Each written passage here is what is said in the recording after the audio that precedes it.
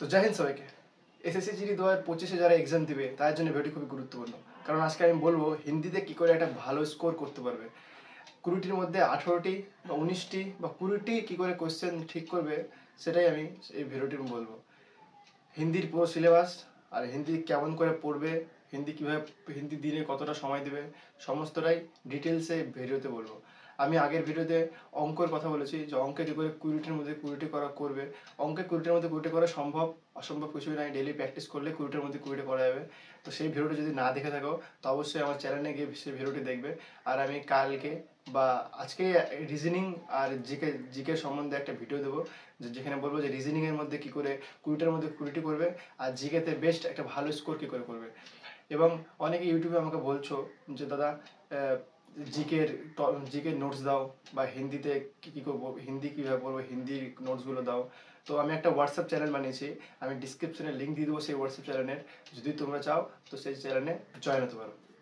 পশ্চিমবঙ্গ ছেলেদের চাকরি পাওয়া একটু বেশি সহজ এসএসসি জিডিতে। তো যারা 2025-এ এক্সাম দিবে তারা একটা জিনিস ভেবে নাও যে এই বছরই তোমাদেরকে চাকরিটা পেতে হবে।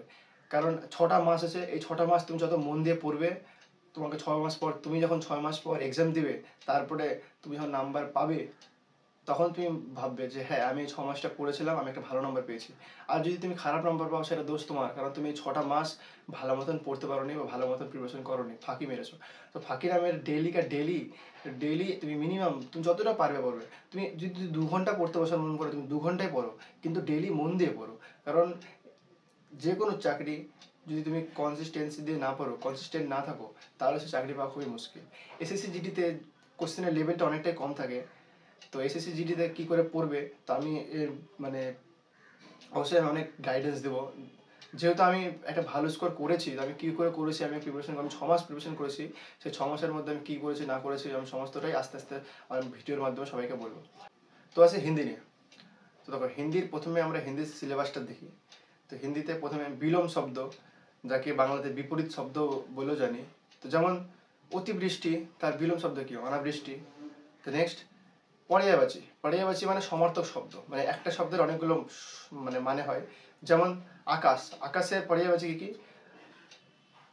অম্বর, অন্তরিক্ষ, আসমান, গগন, এইসব আকাশের পর্যায়বাচী। তেমনি অগ্নির পর্যায়বাচী কি? অনল। এরকমই অনেক ধরনের শব্দ থাকে যার অনেকগুলো মানে থাকে।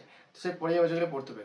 পরীক্ষায় আসে যে একটা মানে এই শব্দে ডাইরেক্ট আসে, অনেক সময় শূন্যস্থান পূরণের মাধ্যমে পর্যায়বাচী আসে।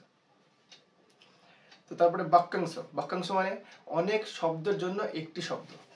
তো যেমন জো কাহা না যা সকে, তাকে আমরা কি বলবো? জো কাহা না যা সকে, একটা কথা যদি বলতে চাই তাহলে তাকে কি বলতে হবে? অকথনীয়। মানে জো কাহা না যা সকে তাকে কি বলবো? অকথনীয়। তেমনি জিসকা কভি জন্ম না হো, তাকে কি বলবো আমরা? জিসকা কভি জন্ম না হো তাকে বলবো অজন্মা। তো এগুলি হচ্ছে বাক্যাংশ।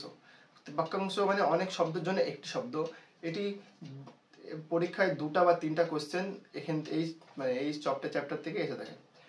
তারপরে রিক্ত স্থান মানে শূন্যস্থান পূরণ, একটা বাক্য দিয়ে দিবে যার একটা শূন্যস্থান পূরণ করতে হবে।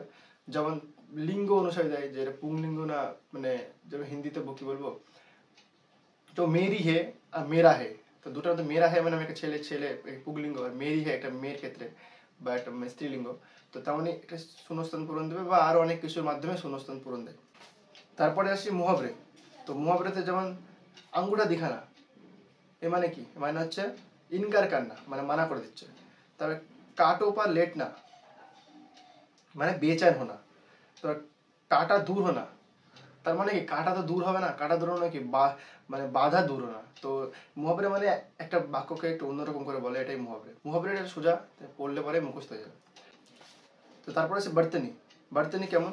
মানে একটা হচ্ছে শব্দ থাকবে, যে শব্দটা ভুল না ঠিক সেটাই দেখতে হবে। যেমন একটা হচ্ছে অনাধিকার।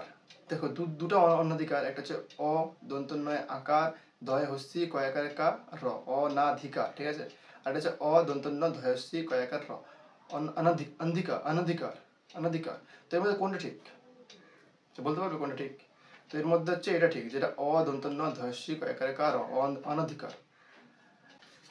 তো নেক্সট আসি বাক্য শুদ্ধি মানে একটা বাক্য দেওয়া থাকবে, যে বাক্যর মধ্যে একটা ওয়ার্ড হয়তো ভুল, একটা মানে একটা বাক্য দেওয়া থাকবে যার মধ্যে একটা শব্দ ভুল থাকবে, সেই শব্দটাকে মানে বেছে নিতে হবে, হ্যাঁ এটা ভুল।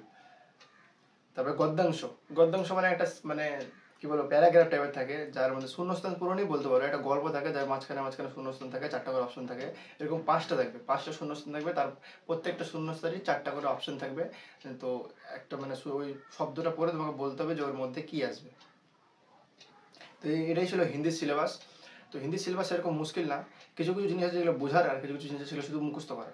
যেমন পড়ে যাচ্ছি বিলোম শব্দ, অনেক শব্দের জন্য একটা শব্দ, তারপরে হচ্ছে মুহাবরে, এগুলো সব মুখস্থ করার জিনিস, এগুলো বোঝার কোনো জিনিস নেই।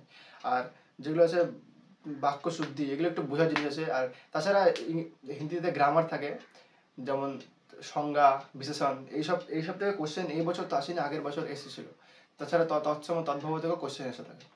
তো হিন্দির জন্য তোমরা একটা বইও কিনতে পারো। দেখো আমি এই বইটা কিনেছিলাম, RW এর বই, এই বইটা আমি কিনেছিলাম।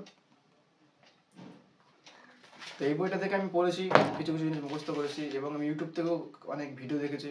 তো যারা হিন্দি পড়তে পারো না, রিডিং বা লিখতে পারো না, তো তারা প্রথমে অ আ ক খ শিখো, হিন্দিতে ওটা চেনা শিখো।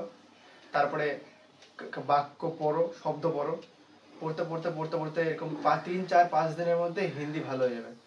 প্রথমে প্র্যাকটিস করো, প্রথমে অ আ ক খ এই সবগুলো মুখস্থ করো, হিন্দি জিনিসটা লেখা প্রথমে লিখতে অ আ ক খ মুখস্থ করে না দেখে লেখো, তারপরে বাক্য পড়ো, শব্দ পড়ো, তাহলেই হয়ে যাবে। তো তারপরে হিন্দি দেখো, ইংলিশের থেকে হিন্দিটাই অনেকটা ইজি, সেজন্য হিন্দিতে জোর দাও। হিন্দিতে মাত্র দিনে 1 ঘন্টা সময় দিলেই অনেক। হিন্দি 1 ঘন্টা করে ডেলি প্র্যাকটিস করবে, কিছু না কিছু পড়তে থাকবে হিন্দির মধ্যে। হিন্দি বলছি আমি, হ্যাঁ, হিন্দিতে 20টার মধ্যে 20 পাওয়া সত্যিই সহজ। তো হিন্দিকে ডেলি একটা চ্যাপ্টার হিসেবে আজকে এটা পড়ো, আজ কালকে ওটা পড়ো, এটা মুখস্থ করতে থাকো। আর আমি যে হোয়াটসঅ্যাপ চ্যানেলের লিঙ্কটা দিয়েছি সেটা তো অবশ্যই ফলো করতে পারো। আমি প্রত্যেক দিন কিছু না কিছু PDF দিব, যে নোটস দিব হিন্দির, যেটা তুমি মুখস্থ করতে পারবে। আর তুমি যদি হিন্দি বই না কিনতে চাও, তাহলে RW অ্যাপ চ্যানেলে একটা প্র্যাকটিস সেট চলছে, হিন্দির প্র্যাকটিস সেট, সেটা দেখতে পারো। প্রিভিয়াস ইয়ার প্র্যাকটিস সেট, যে প্রিভিয়াস ইয়ারে কী কী এসেছিল সেগুলো দেখতে পারো। তাহলে তোমার একটা হিন্দিতে নলেজ ডেভেলপ হবে, যে হ্যাঁ কী ধরনের প্রশ্ন আসে বা কী পড়তে হবে, তো সেগুলোও দেখতে পারো। তো এই ভিডিওটি এত দূর, এরপরে রিজনিং আর জিকের জন্য আমি ভিডিও আনবো। তো যদি চ্যানেলটিকে সাবস্ক্রাইব না করে তো অবশ্যই চ্যানেলটা সাবস্ক্রাইব করে দিও। তো জয় হিন্দ, বাই।